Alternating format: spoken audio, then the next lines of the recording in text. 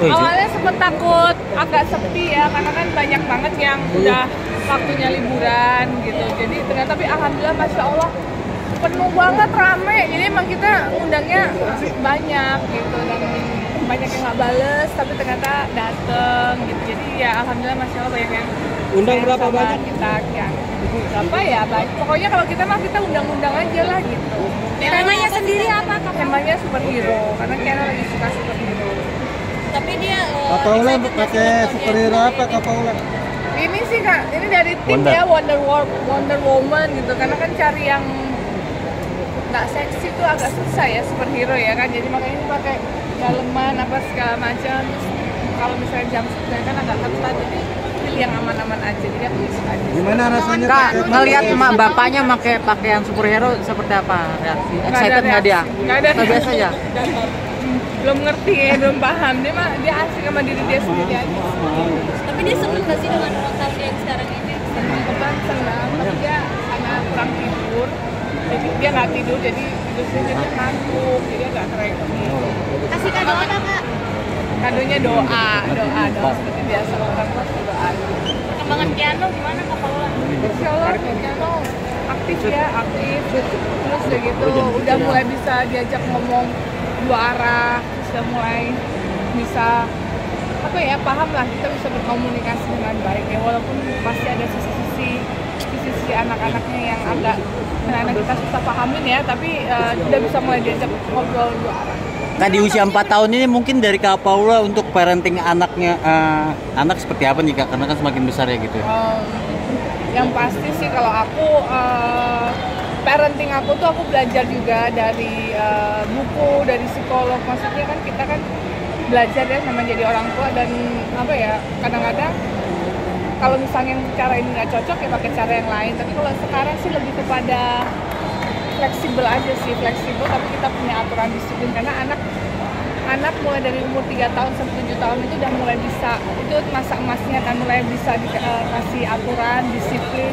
Jadi dia mulai paham apa yang nggak boleh, misalnya kalau nggak boleh pun kenapa. Terus misalnya kalau kebanyakan nonton YouTube, jadi kita bukan kayak larangan tapi kayak 5 menit lagi ya Kak, terus kita ini ya, jadi udahan ya. Jadi kayak gitu-gitu sih aku belajar, karena kan kalau zaman dulu kan kita nggak boleh ini ya, nanti ini ya kan, perintah ini kayak gitu-gitu. Aku mulai belajar sih, dari dulu aku belajar.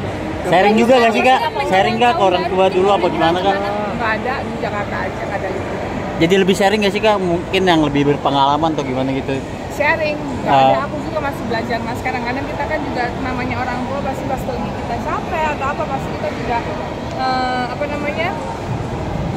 ada kelewatannya juga lah, maksudnya kayak aduh kok aku gini ya. Tapi yang apa kalau kita orang tua sebagai orang tua salah, aku selalu minta maaf juga. Misalnya akunya gregetan gitu, nggak bisa kontrol gitu. Saya pas ada momen yang enak, maaf ya mama tadi gini-gini, maaf ya Kiano harus ini ya gitu. Jadi kita pun sebagai orang tua harus bisa minta maaf sama anaknya kalau kita punya salah.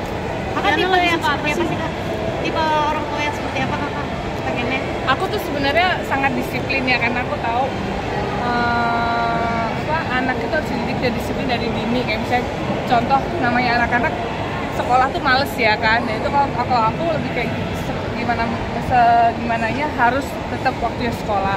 Tapi kadang-kadang bisa fleksibel juga gitu. Misalnya suka banget makan permen apa-apa.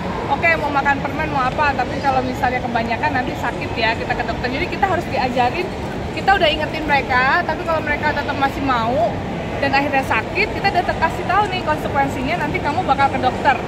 Jadi dia harus berani bertanggung jawab atas apa yang dia ambil gitu. Jadi ya udah ke dokter gitu. Tapi walaupun dia teriak-teriak juga sih, tapi kita harus kasih dia konsekuensi itu. Apa ngajarin anak-anak membantu orang tuanya nggak sih, kayak udah mulai ngajarin ini kalau bangun tidur harus belum sih, aku belum paham. Cuman kalau misalnya mainan berantakan, tidy up, bersihin bareng-bareng, nah itu udah mulai ngerti. Tapi itu pun juga susah ya, baru sekarang gitu kan. Dari dulu kayak buang sampah pada tempatnya gitu. Nah itu kan sebenarnya ajaran kita dari zaman dulu banget, dari dia umur 1 tahun.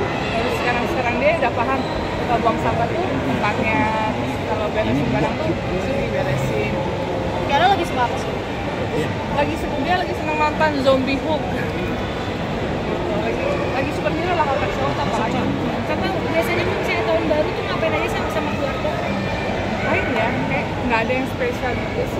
aktivitas kak? Nah, ya biasa kita berempat, kalau nggak paling main ke kantor atau ke keluarga atau saudara-saudara gitu.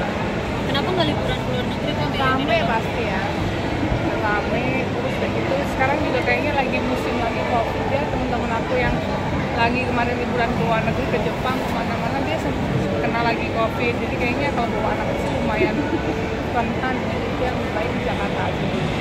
Resolusinya kak?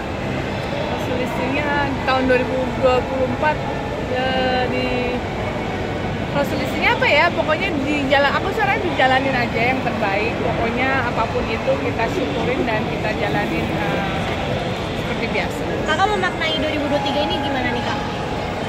2023 sesuatu yang wow ya.